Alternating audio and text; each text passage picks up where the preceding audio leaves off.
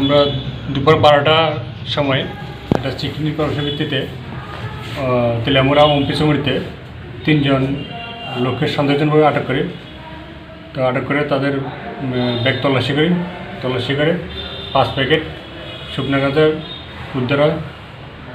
তারপর যারা শুকনা গাঁজার মোট ওজন 8 কেজি, তাদেরকে আটক করে থানাতে নিয়ে আসি। তোদের বাড়ি কোন জায়গায় জানা গেছে না কিছু? 2জন মহিলা আর 1জন পুরুষ লোকের বাড়ি বিহারে, আর মহিলার 1জন বাড়ি নাগাল্যান্ড ডিমাপুরে, আর 1জন বাড়ি বিহারে। পুরুষ লোকের নাম কি? পুরুষ লোকের নাম ওর নাম নীতিশ কুমার। আর মহিলাদের নাম তো তদন্ত সাপেক্ষে নাম বলা যাবে না।